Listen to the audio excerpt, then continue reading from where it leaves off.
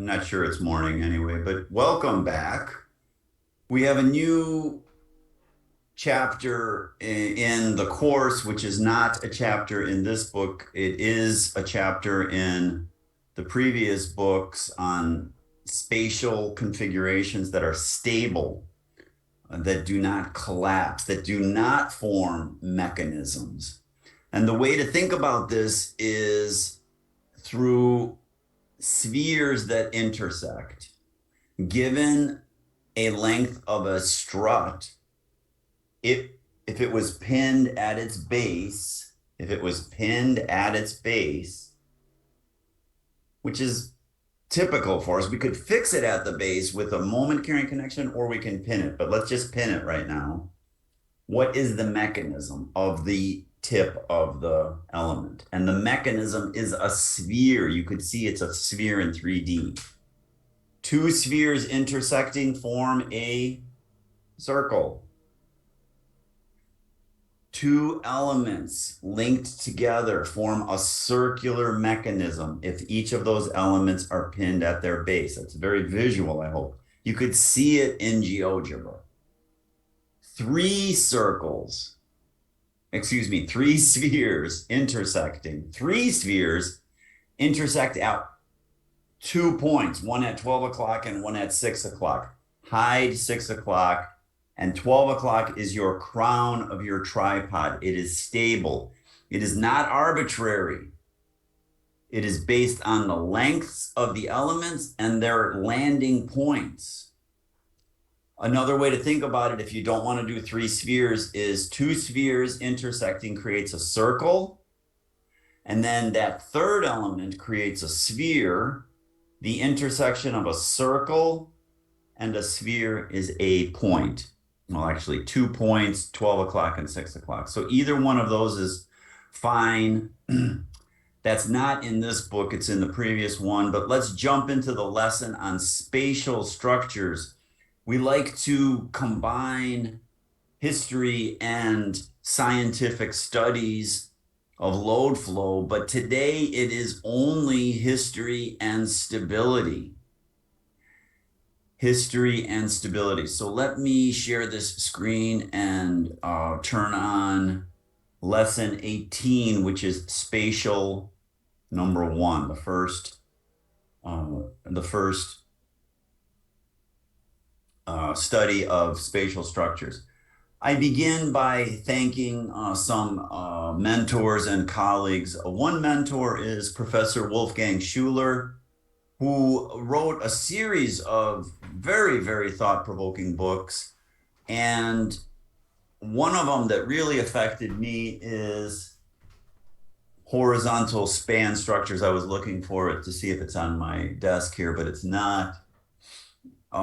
Really interesting, beautiful ideas that I am inspired by to create these ideas.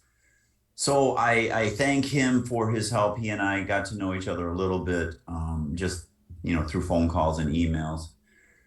The International Association of Shell and Spatial Structures is really a source of inspiration for me. I'm proud to be a member of that group. There are giants in that organization, and I am just a lowly foot soldier in that group.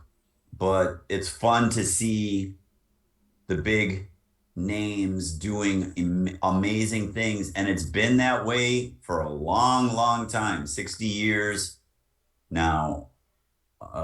And the images that you see here are linked to IASS. And how is that? This is the Expo Pavilion in Osaka, designed by Tange. And the thing about this story is that Peter Rice saw this structure when he was in Japan for the IASS conference. They took the trip up to Osaka, and the nodes, those nodes that Tange and Suboi used, changed Peter Rice's life. And those of you who had the history class with me know that this inspired him at the Pompidou with the famous Gerberettes, which we've covered, I'm pretty sure, in previous lessons. This structure is fantastic for a whole bunch of reasons. There are 6 super columns holding up this enormous structure, but the subdivisions you could see are polyhedra. They are polyhedra. And it becomes incredibly stiff to have depth to that polyhedral space truss. It's not outer space, it just means spatial, 3-dimensional truss. The constructability of it is an issue. You could see the scale of the workers here. And the story is fascinating about this structure, but we don't have time to do that right now. But if you find posters or postcards on eBay or anything like that, just get them. Look at this, the Osaka Expo 1970, just the structure. Here are the people testing the stability of their design. Will it stand up? Yes, it stood up. I think they're wearing safety caps, not safety hats. Polyhedra can take you down incredible beehives or rabbit holes. Here we're looking at honeycomb structures. Nature is a source of inspiration for some designers. So-called biomimicry is a hot topic. The orderly patterning of similarly scaled units is something that we should be interested in from a sustainability point of view, using smaller members to create fantastic structures that are spatial is something that we should be looking at. Other brilliant designers have done this, including one of the most brilliant, the gardener, Joseph Paxton, who did a lot of greenhouses before he did this. This is an amazing building. This is the Crystal Palace, 1851. And notice that they are small, repeatable units. Obviously, they're big, repeatable units, but they are small compared to the overall structure. It was rapidly erected, highly precise, extreme lightness, an enormously thought-provoking structure that sent shockwaves through the academic world of theory, insofar as it even links to the glass house. Of course, the glass house that Myron and Mies studied so much. The roots of it are here as a utopian ideal. The lightness coming in was overwhelming for some people. They had never experienced anything like this on planet Earth, to be in a volume so large, so filled with heavenly light. Okay, now you've been in big volumes before, right? In cathedrals and in mosques and temples all around the world, but they are not filled with light. Of course, light is permeating them in a controlled manner. This is completely different, and it actually made people have head explosions, right? And we could talk about that in terms of the glass house and theory and utopia and dystopia. We won't talk about any of that. Here are some 3D models that some students did, B+ work, of that structure that no longer exists, but everybody talks about. In fact, at the Victoria and Albert Museum, the finest design museum on planet Earth, you can find the telegraph and the sketch that Paxton created on a train stopping and sketching it out, right? How cool is that? It's there. You could go look at it. The idea of spatial structures from a spiritual point of view was hinted at in the previous slide, but it's a rabbit hole that you might not get out of. So be careful. You can go all the way back to Pythagoras and Platonic thinking, Platonic solids representing higher spiritual realms. Other thinkers and designers use this idea in Rome and in the Islamic tradition also. And a lot of it was lost in the so-called dark ages. And boy, there's something to chew on. The word dark, right? Compared to light. Think about that if you want. But we won't think about that right now. This structure is important for a whole bunch of reasons. You've seen this if you took the history class. This is Guarini at St. Lorenzo in Turin, 1687. Look at that. Look at that. A heavenly experience, regardless of your faith tradition. And then something else happens in the 1860s. Something else happens. The German tradition is not looking at this from a Platonic, solid, from a spiritual point of view. They are looking at it from a mathematical point of view, a very sophisticated topology, a thinking about topology. How am I going to facet a three-dimensional space? And maybe the first person to really conquer this was Schwedler in Berlin. We call them Schwedler domes. There are some of these domes still existing. Think of it as a geodesic dome if you want, but this is 100 years before Buckminster Fuller. And these structures are coming from a very, very different mindset. The German mathematical modeling mindset of thin shelled structures. And again, if you've had my course in history, you know what I'm talking about. And then there's other rabbit holes that I don't know anything about, but I have to show you this picture.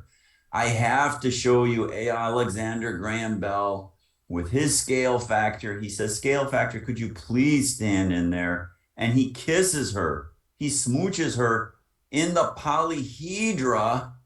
He just can't contain his enthusiasm. And who could, right? Who could contain their enthusiasm for something that light and that spatial? It flies. Look at these photos, right? Look at the guy over here. His head is literally exploding right now. Can you see this guy? It's too much. It's too much. I have to stop and carry on. And then there are very sad stories. Of course, you know, in a good show, there have to be a lot of really sad moments in the movie, right? And in this TV show here, there's a sad and curious story of Anne Ting. I don't know if she's still alive. She was living in the San Francisco area fairly recently. But look at her project from 1952, City Tower.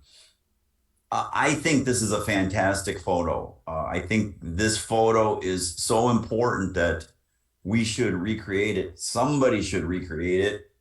You or you. I don't have time to recreate it. But the idea of using polyhedra vertically and creating volumes that had not existed previously. Think about it from a sustainability point of view. Smaller elements that are creating large volumes. What a great idea. Can the slabs in the floor be supported by polyhedra? Yes, they can. Can you do that in your careers? Yes, you can.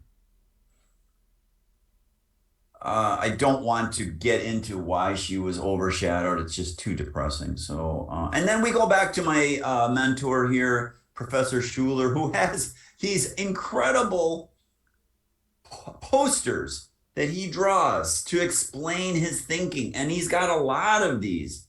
And I would love to see something like this in one of your artifacts. I mean, I would literally love it. Of course, I own it because all of the artifacts that you create are mine according to university rules. But I'm not acting out of selfishness. I just want you to do this. Look at this, meditate on this. Truncation, rotation, translation. All of these ideas are in your toolkit, even with GeoGebra. But you don't even need GeoGebra if you could really draw, and that leads to other rabbit holes. The world of polyhedra and people who draw them is something that you should avoid, I think, unless you want to completely lose your mind. And I am not the only person who has noticed this, that there's a certain craziness that takes over people who draw these things by hand. And I have examples in the office if you want to come look. Okay, so we are reining it in. And as you know, it's almost like a roller coaster, right? It's crazy in the beginning, and then it just, you see the ticket booth and you say, thank goodness that ride was over. The ride is over. But I will add a few fun twists for your etude. It's humble. It is not Guarini. It is not Tanguay and Suboy. It's not Buckminster Fuller. It's just 6 members in space. But let's do it rigorously. Let's do it methodically and slowly. A humble little structure. Put in a scale factor. Look at my scale factor. How depressing is my cylinder? But it's something. You could do better than that. I just did a 2-meter tall person. And I made a space with 6 elements. Now, the idea is, of course, you could draw this on a napkin and be done, but I'm asking you to mathematically map the location of the crown 1 and the crown 2. There are 2 crowns in this structure, based on the fact that you have fixed length elements. That is subtle. And the arrangement of the elements is important. You must stabilize one point in space. Think like a builder. So the best way I think to think about this is don't start here. That's a terrible idea. That's a terrible idea. Start here. Make a tripod that is stable. And then this point is stable in 3-dimensional space. It is locked. And then you could build off of that. It's as good as this point down here. It is literally pinned with a 3-dimensional pin. And notice how many fingers I have up. And notice how many struts I have up. That's not a coincidence. But I don't think of it as counting. I think of it as spherical mechanisms that must be locked and contained. And I want you to think like that also. It's a much richer way of thinking. Think of that point that I circled, this crown, as being the intersection of as the intersection of 3 spheres. That's the way I want you to think. Then this point over here is the intersection of another mechanism. But notice what I did. I think you can notice it even with this coarse drawing. I have 2 elements that are of the same length. They form an upside down V that is a mechanism. And that mechanism is a circular mechanism. It's unstable. And now I can create a sphere that is centered on that stable crown. And that sphere has its own radius. So the radius of this piece in here could be different than the radius of these pieces here. And that's a rich design idea. Now, obviously, you may snicker and say, this is a horrible design. But I am teaching you a principle that is very, very rich. Now, how do you do this? Lots of ways to start. And sometimes starting is the hardest part, right?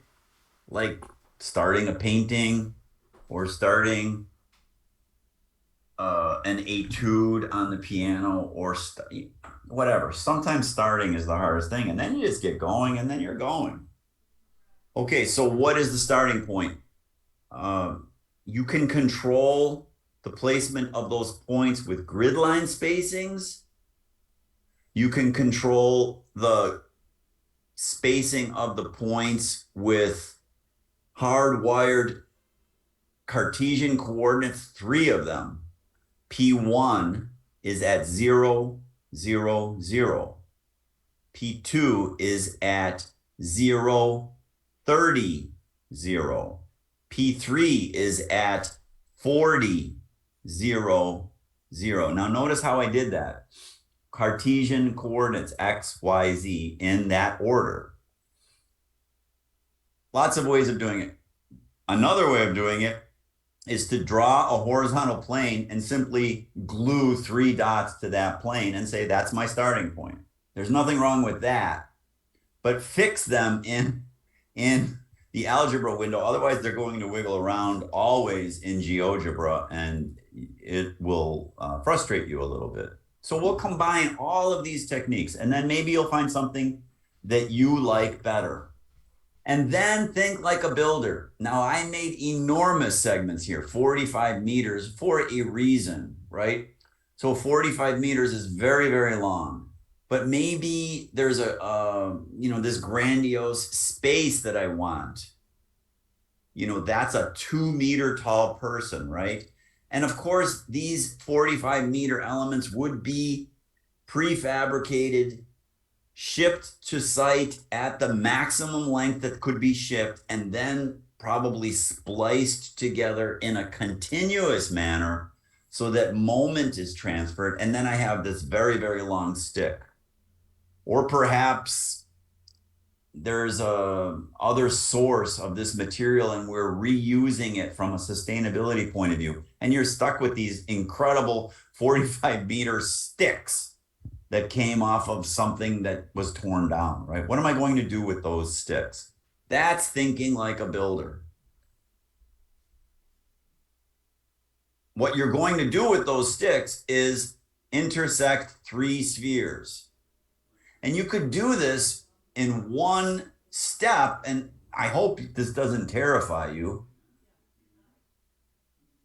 The first step is to intersect sphere 1 and sphere 2. That operation is a circle. It's a mechanism. The intersection of that circle with this sphere is a point. Actually, 2 points, one at 12 o'clock and one at 6 o'clock. So you could do this in 2 steps. You could say, let's do step 1, which is creating the circle, and then intersect the circle with the sphere, or you could do it all in 1 step, which is what I did here. Now, I made it look perhaps easy and quick, and you might get a little frustrated because you may think, well, I don't like the fact that the height here is 37.42 meters. That's a terrible number. I want it at 37 meters. And I want the landing points to be where they are. And the answer is you cannot have what you want. Sorry. You could choose the coordinates or you could choose the lengths of the sticks. You cannot choose both arbitrarily. It's a constrained topological problem. And it's fun. It's fun. But it could be slightly frustrating if it's the first time you're doing it and you walk out to the site with these 45, or let's say they were 25 meter, or actually maybe 12 meter sticks, right? I have 3 12-meter long sticks. And I walk out to the site armed with my Polytechnic degree, and I'm going to show off. And I say, here's the landing point of stick 1. Here's the landing point of stick 2. And here's the landing point of stick 3. And suddenly, none of the sticks intersect. And I am baffled and everybody's laughing at me. Terrible feeling. So you have to model things on the computer before you get to the site. Make sure it works, double check, triple check. You know all that. And then you get the true crown. Now let's build off the next structure. And here, what I did was I actually don't have any idea of the next step. I am brainstorming. It's table talks, and I'm talking to my mentor, Wolfgang Schuler, perhaps Myron spiritually. And I'm listening and I'm thinking and I'm drawing, but I'm using this now. Okay, I'm using this, not trace paper. And I drop down 2 more points, point P4 and point P5.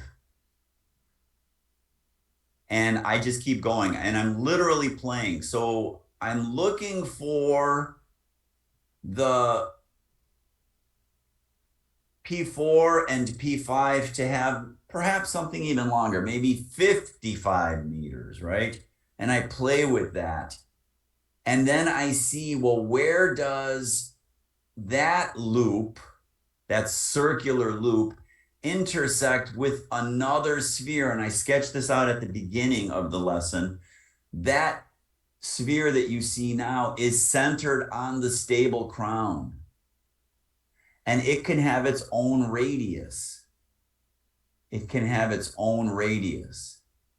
So the radius of this element here and that sphere is different than the radii of this. In fact, they could all be different, but there is a value to keeping some things orderly and constant. But how did I come up with these points initially? And the answer is I didn't. I just put them down. So you can start adjusting things parametrically because everything is parametric at this point. So here I literally just started playing with the form. And you could think of this as 6 popsicle sticks that are linked together with a paper clip. And you could actually do that, but boy, don't, okay? Because you would have to cut new popsicle sticks super precisely.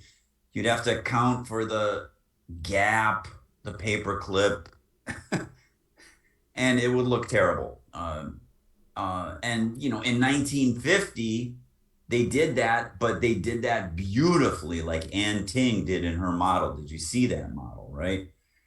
We don't do that now to explore ideas. It's terribly inefficient. We do this digitally to explore ideas.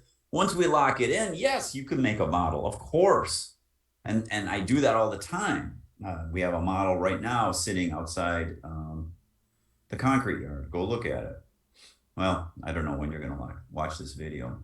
But the scale factor is very important now, and it need not be flashy. You've seen great examples of scale factors in some of the entourage of previous lessons. Put it down. If this is an airplane hangar, put the airplane in there, of course. That's what Myron did at the United Airlines, the airline terminal where they're washing the planes. Remember that? I don't know if I showed you that. Anyway, let's get to the summary here. I think initially dropping, just think about dropping that starting point, those 3 points. That's not trivial. Don't belabor it. I showed you a couple of different ways. You could use grid lines. You could type in Cartesian coordinates.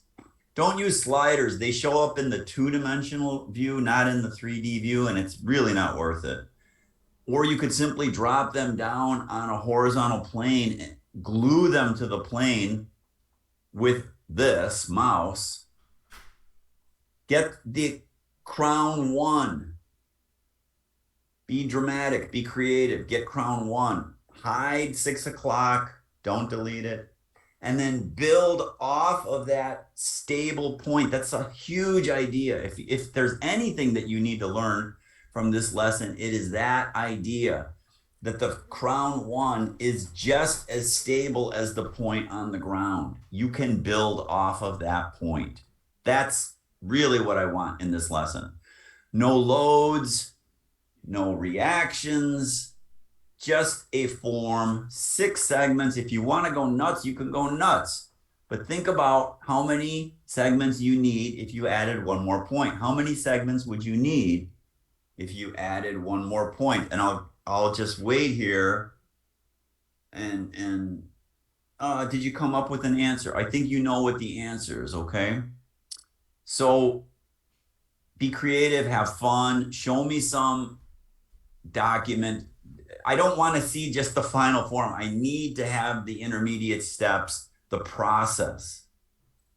Obviously, the process is more exciting than the product in this example, right? Because the product is something like this, right? So it's the process that I want you to show me in your etude for this spatial structures 1. So have fun with it. I hope you love the lesson.